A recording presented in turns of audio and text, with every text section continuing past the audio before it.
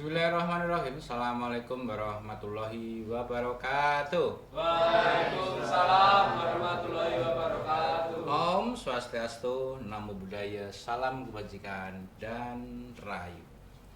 Pada kesempatan kali ini bertemu kembali dengan saya Sarmati Sabtotomo dalam acara kesayangan kita bersama. Apa? Geber Generasi Berkarya. Hari ini adalah hari yang spesial untuk keluarga besar Geber di SMK 8 Surakarta, karena yang hadir adalah juga orang spesial menurut saya. Siapakah dia? Tamu kita saat ini adalah orang spesial, orang yang mempunyai tinggi di atas rata-rata, mempunyai kecantikan yang luar biasa, mempunyai bakat yang terpendam, mempunyai keahlian yang luar biasa juga. Siapa dia? Inilah dia, Bu Girindra. Lengkapnya kita kenalan. Nah, selamat bertemu dengan teman-teman Geber. Assalamualaikum warahmatullahi wabarakatuh, Bu Girindra. Halo Pak Sarmadi, halo semuanya. Nama saya Girinda Darasastama. Di sini saya sebagai guru BK di SMK Negeri 8 Surakarta. Terus? Bu Girindra, maaf. Kalau sebaiknya saya manggil Bu atau Mbak atau Non atau gimana ya? Karena saya lihat kan masih sangat muda, masih cantik, masih belia gitu. Kalau saya manggilnya Bu kok saya masih canggung, iman-iman. Seumur segini dia panggil Bu itu. Oke, dipanggil Mbak juga boleh. Mbak Giri gitu ya. Mbak Giri saja. Ya, biar kelihatan sama-sama masih muda. Sama masih muda. Bu Girindra Darasasmita. Mohon maaf, Bu Girindra di SMK 8 Surakarta adalah sebagai guru BK. BK itu bimbingan konseling atau dan konseling. Bimbingan dan konseling, benar ya? Betul ya? Benar. Yang namanya BK tentunya ada kaitannya dengan siswa, dengan siswi. Ya.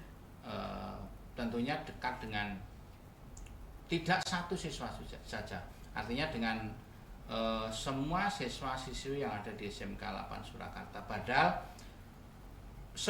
hampir semua kita tahu kalau di SMK 8 Surakarta itu siswanya atau siswinya tidak cuma berasal dari kota Surakarta dan sekitarnya atau Subo Sukowono Seraten. Subo Sukowono Seraten itu Sukoharjo, Boyolali, Klaten, Sragen, Wonogiri, dan Surakarta. Nah, artinya bisa lebih jauh dari itu, dari Jawa Timur, kemudian dari luar Jawa, dari Kalimantan, bahkan dari Lampung dan sebagainya. Dan anak-anak itu adalah anak-anak yang jauh dari orang tua. Bagaimana BK menyikapi atau tentunya Bu Giri sebagai guru BK memberikan atau mengadakan pendekatan pada mereka, karena mohon maaf saat ini kan banyak kenakalan remaja. Gimana? Oke.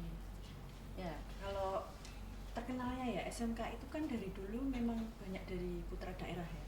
Tidak hanya dari kota Surakarta gitu. Banyak dari Jawa Timur, dari Kalimantan, Sumatera dan lain sebagainya. Tapi seiring berjalannya waktu, seiring proses, banyak kebijakan yang berubah dengan adanya PPDB online. Ini kan SMKI tidak hanya dari putra daerah, tapi ternyata lebih banyak yang dari Surakarta juga, gitu kan. Kebanyakan dari Solo malahan, seperti itu. Jadi untuk yang putra daerah ke Solo itu mungkin ya ada cultural shock gitu ya, maksudnya agak kaget dengan kondisi kebudayaan yang ada di Surakarta yang sangat berbeda dengan daerah-daerahnya. Terus ketemu dengan orang-orang Solo, jadi lingkungannya pun juga mempengaruhi seperti itu. yang SMKI yang dulu dengan SMKI yang sekarang tentu beda sekali Pak. Kenakalan remajanya mungkin juga ya hampir-hampir sama sih.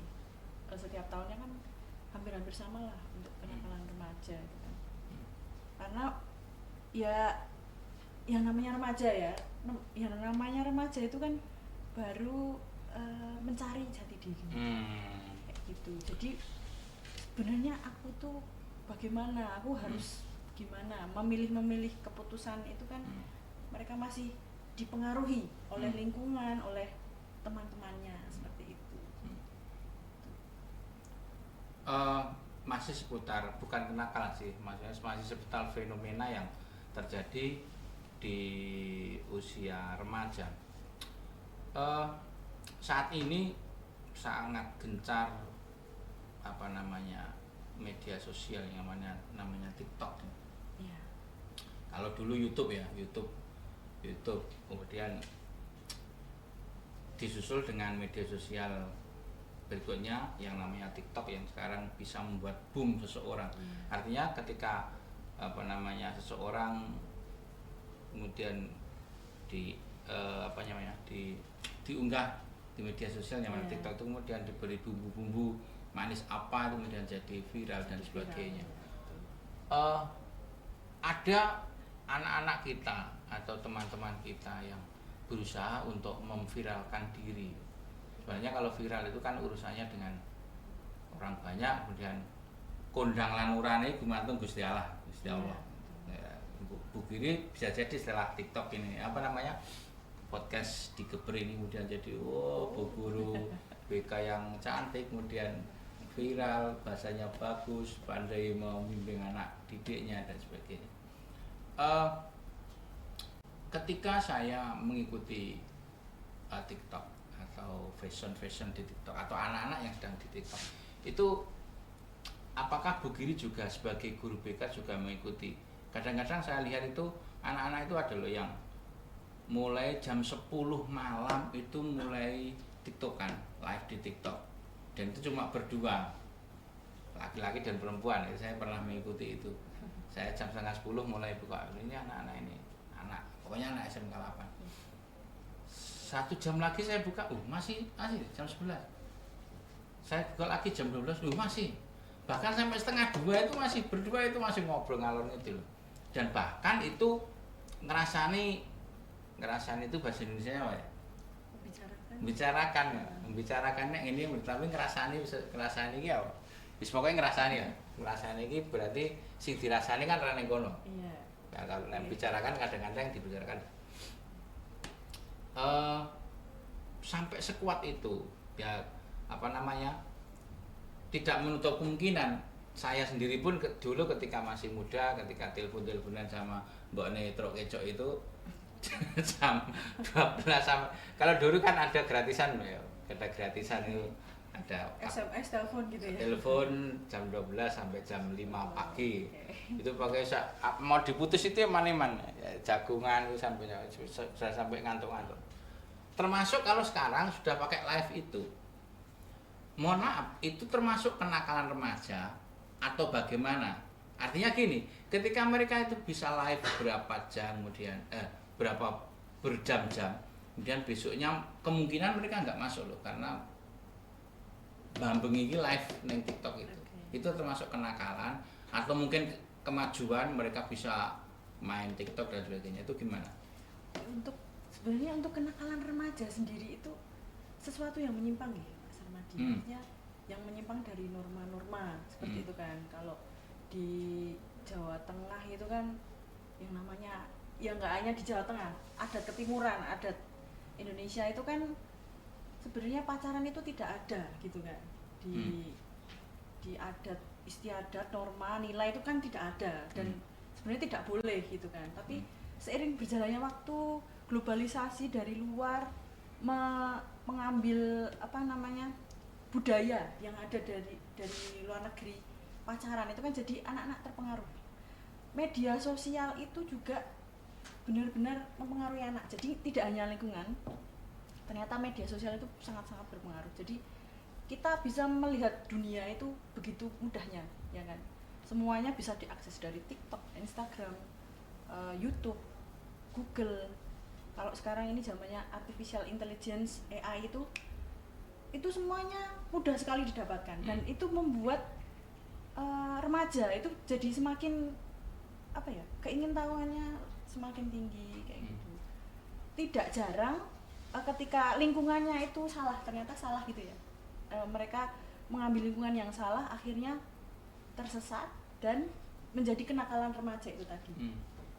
Setahu saya kenakalan remaja itu tidak hanya tentang pacaran saja, gitu. Jadi memang kenakalan remaja itu juga termasuk pacaran itu termasuk kenakalan remaja. Cuma yang lainnya itu misalnya ikut minum minuman keras kayak gitu atau merokok di lingkungan sekolah itu juga termasuk kenakalan remaja.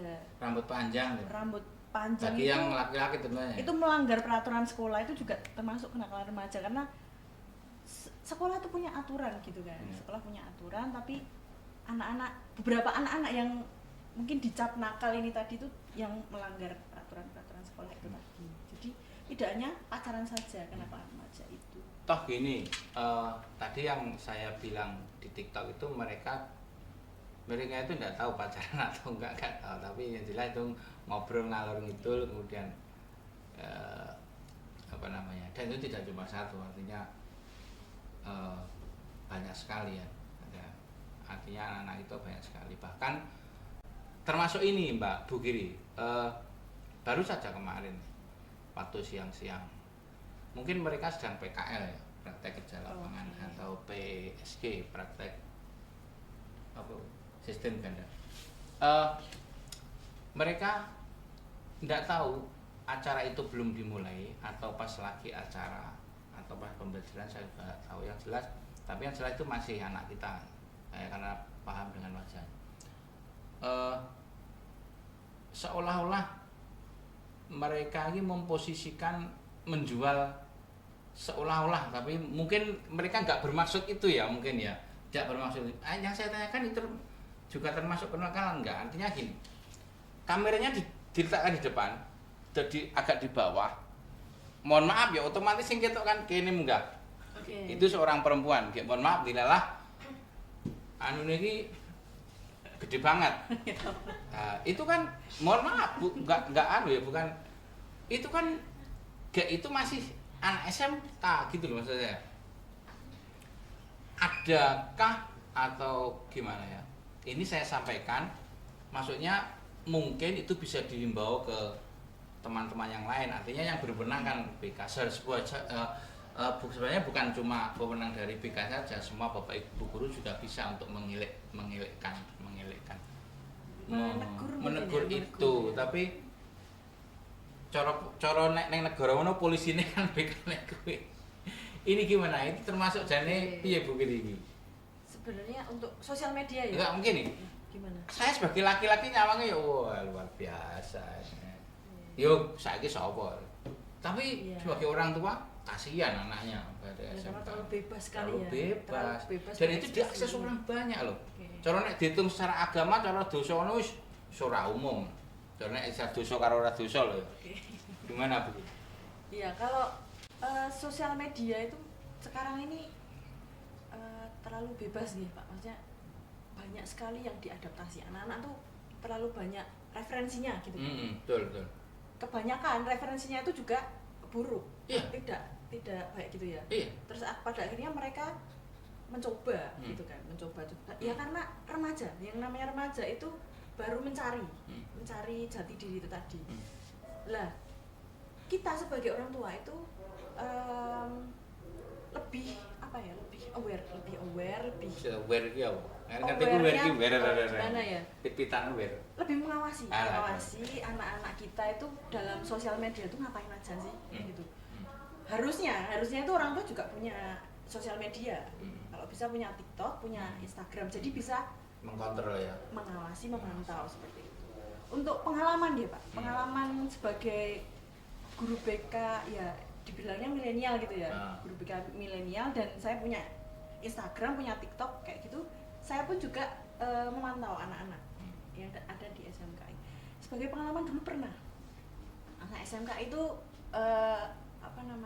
merokok di lingkungan sekolah. tapi live Instagram Pak. Kebetulan saya kan punya Instagramnya dia, terus saya buka gitu. Loh kok merokok masih di lingkungan sekolah gitu kan. Langsung saya DM. Saat itu dia tidak tahu kalau itu saya, saya, Kak di mana kayak gitu kan. Di auditorium, tapi dulu sebelum renovasi ya. Oh iya.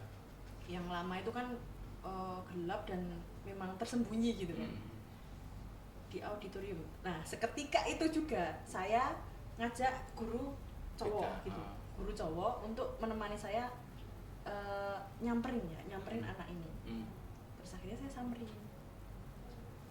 Kamu tadi ngerokok ya? Terus ya saya tanya-tanyai.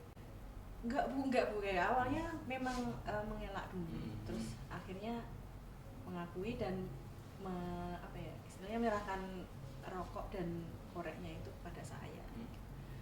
Terus setelah itu jadi anaknya jadi nggak berani setelah itu kan, setelah itu nggak berani ngerokok di sekolah, pokoknya gimana, ada perubahan setelah itu gitu. Terus yang lainnya ada TikTok ya, TikTok juga saya beberapa kali tuh melihat live TikTok, melihat live Instagram, pasti saya komen lagi di mana kayak gitu. Jadi saya pun juga pengen berperan gitu, berperan untuk mengawasi anak-anak ini loh, anak-anak kita ini.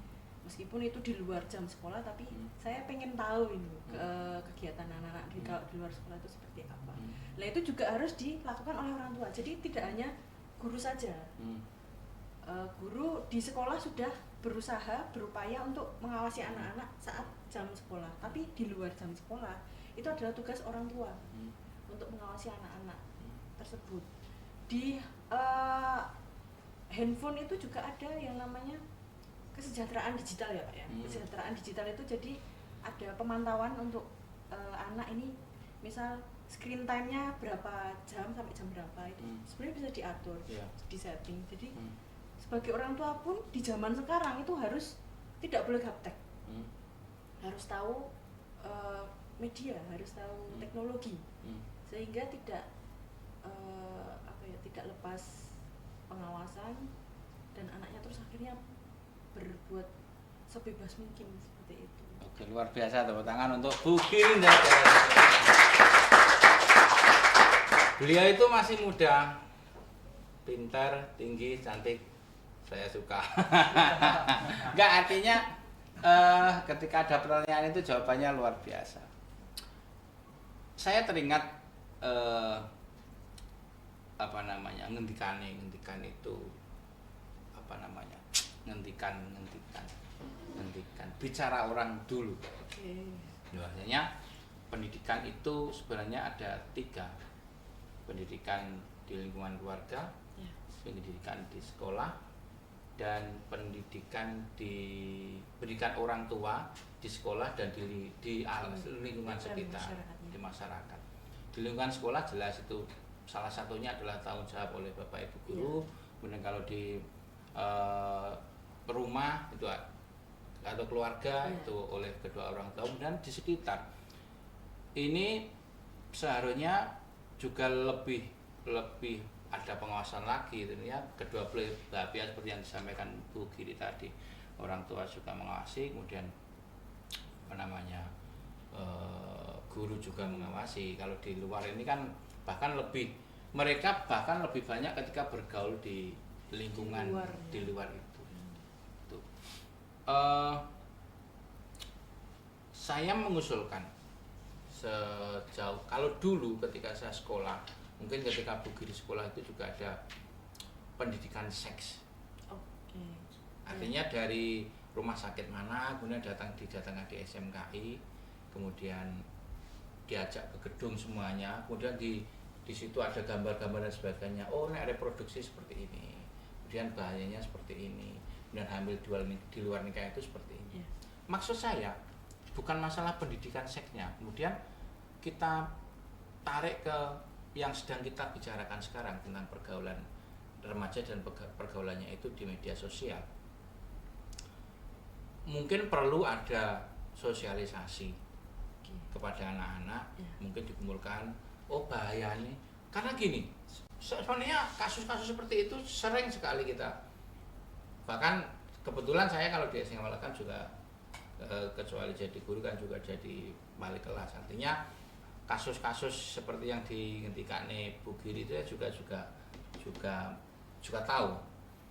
Sempat saya dapat ini kan, anak sekarang itu agak aneh. Jadi mereka melompat pagar, itu kan contoh pelanggaran, jelas pelanggaran, pelanggaran berat. Dan itu melompat pagar itu sudah pelanggaran, di luar di jam pelajaran itu pelanggaran.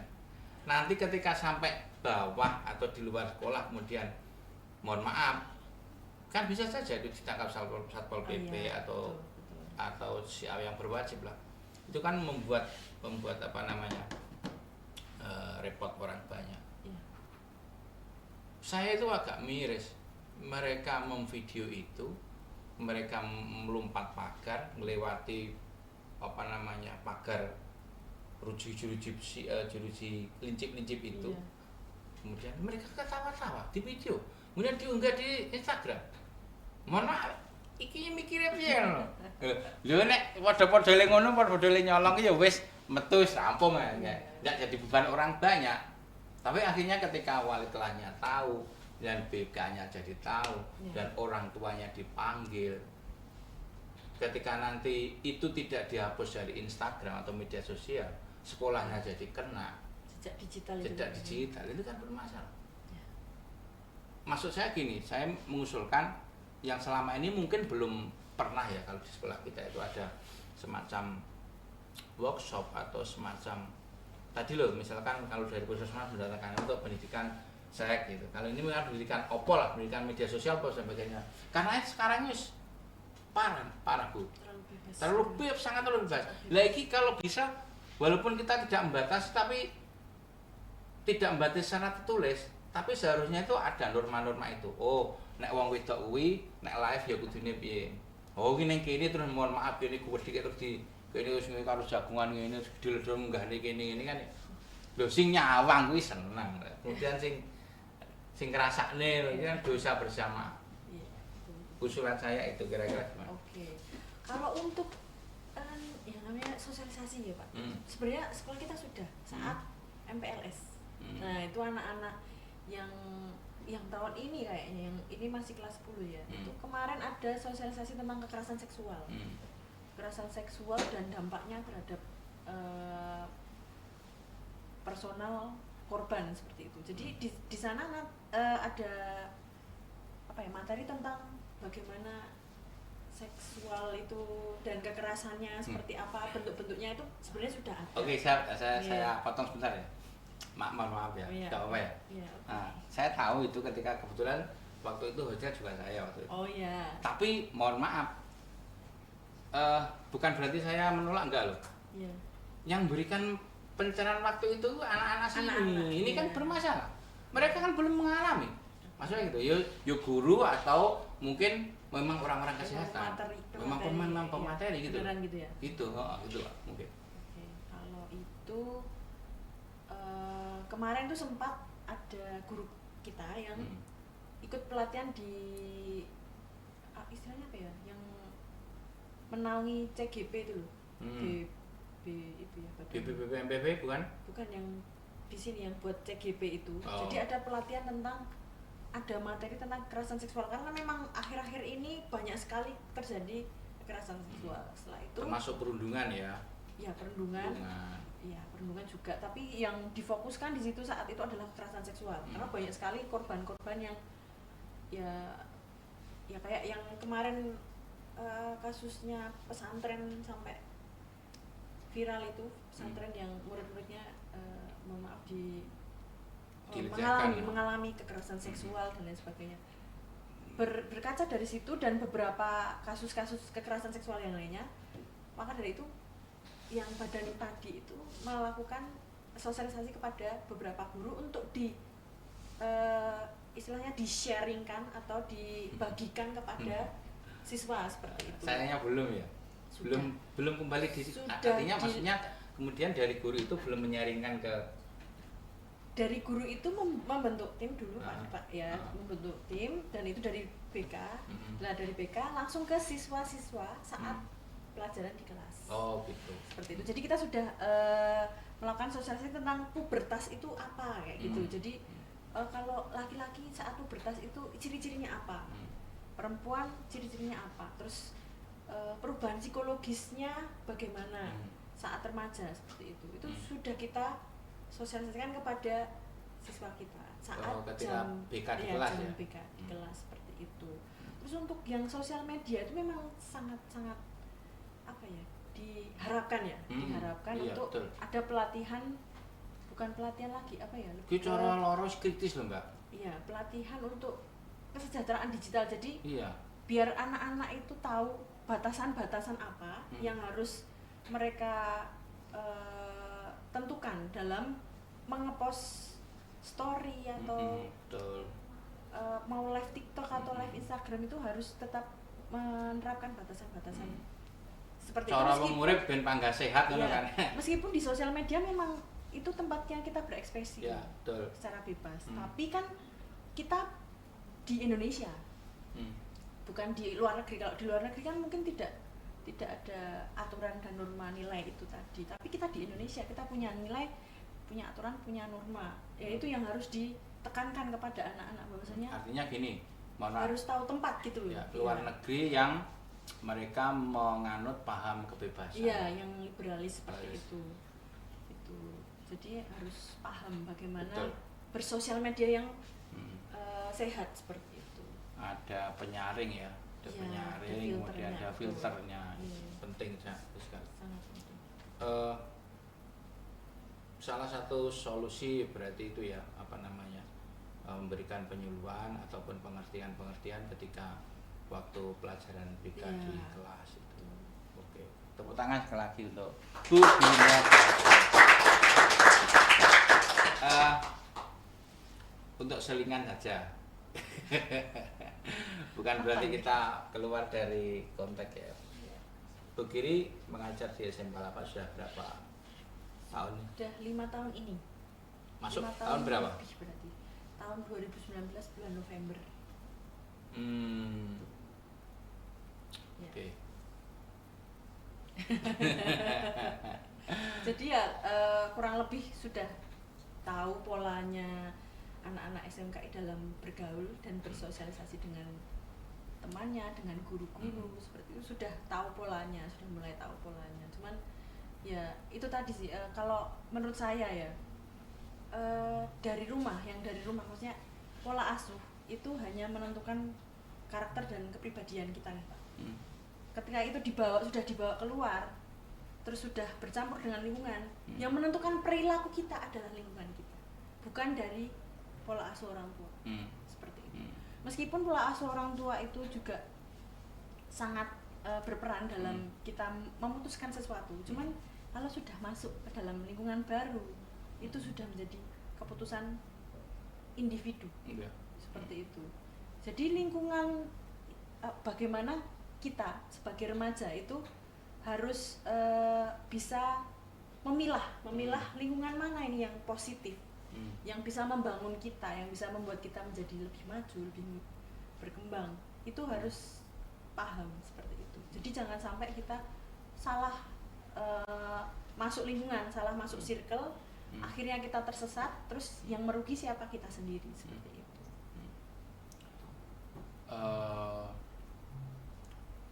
Gini, Bu Giri sebagai guru BK, bimbingan konseling, tentunya punya harapan kepada adik-adik kita, anak-anak kita, adik-adik.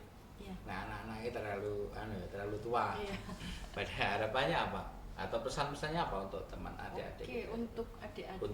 Untuk apa namanya, pergaulannya supaya lebih tertata. Adik-adik khususnya ya buat remaja seluruh Indonesia dan khususnya untuk adik-adik SMKI itu yang pertama adalah kalian tuh harus tahu, harus punya prinsip di dalam diri kalian sendiri bahwasanya dalam berteman, dalam bergaul itu banyak sekali harus punya batasan seperti itu. Jadi nggak semua hal itu kalian ikuti, nggak harus semua hal kalian tangkap, kalian serap seperti itu. Jadi kalian harus punya batasan, harus punya yang namanya filter dalam menyerap yang kalian alami dalam kehidupan kalian.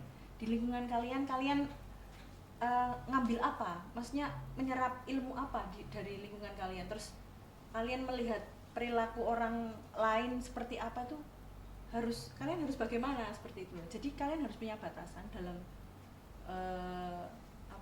dalam bergaul seperti itu. Dalam bergaul harus punya batasan dan tentukan lingkungan. Lingkungan kalian itu sangat mempengaruhi perilaku. Pola perilaku kalian itu ditentukan oleh lingkungan kalian.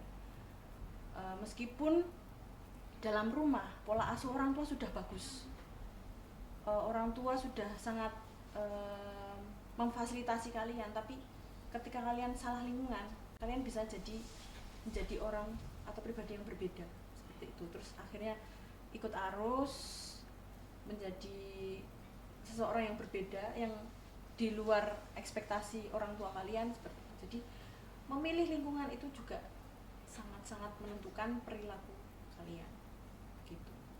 Terus yang terakhir, silakan menggunakan sosial media boleh sekali, tapi harus ingat batas, harus tahu mana yang harus dibagikan dan tidak dibagikan, karena tidak semua hal yang kamu alami, kamu jalani setiap hari itu orang lain harus tahu kayak gitu. Jadi kalian tuh juga harus punya privasi. Kalau semuanya kalian ungkapkan dalam sosial media, kalian sudah tidak punya privasi di situ. Pada akhirnya orang lain jadi tahu kekurangan kalian seperti apa. Seperti itu. Oke, tepuk tangan luar biasa untuk Bu Girinda. Pemirsa yang budiman, di acara kesayangan kita Geber Generasi Berkarya, episode remaja dan pergaulannya dengan narasumber kita saat ini adalah Ibu Girinda Dara Sastama Lasa. Oke, pemirsa yang berbahagia, tentunya bagi Bapak Ibu dan semuanya yang punya anak di usia remaja ataupun dewasa, mestinya coro bahasa Jawanipun, coro paribasan Jawanipun kok kadya ngempit pedang ligan kaya ancek-ancek pucuke ngeri. Ngempit pedang ligan tegesipun pedang yang dihunus kemudian diletakkan di sini, bisa jadi ini adalah akan mengenai atau akan bersereh, akan mengenai atau merang kemudian di tubuhnya sendiri. Kemudian ancek-ancek pucuke ngeri. Ngeri itu sangat lincip sekali, sangat tajam. Kemudian kalau kita ancek-ancek, kalau tidak berhati-hati kita akan terpeleset, kemudian ngeri itu akan mengenai kita sendiri. Sama halnya ketika kita punya anak remaja, seperti yang dingentikane Ibu Girinda Dara Sastama tadi, kita harus saling asah-asih, kemudian kita awasi secara bersama-sama. Bukan cuma tanggung jawab sekolah, kemudian juga merupakan tanggung jawab dari keluarga, apalagi ketika mereka berada di lingkungan. Lingkungan itulah yang kemudian akan membentuk salah satu kepribadian dari anak kita. Semoga pertemuan kita yang singkat ini memberikan manfaat. Tuhan selalu memberkati kita semua. Gusti Allah SWT selalu melindungi kita semua. Senantiasa diberi kesehatan, senantiasa diberi rezeki yang manfaat dan barokah. Saya yang nderekaken lumadi ning adicara Geber wonten ing kalanggan menika mesinipun kathah cacat cewek, banyak kekurangan saya mohon maaf yang sebesar-besarnya. Kita bertemu lagi di Geber yang episode yang akan datang. Terima kasih Bu Girinda Dara Sastama, sampai bertemu lagi dan terima kasih. Assalamualaikum warahmatullahi wabarakatuh. Geber Generasi Berkarya.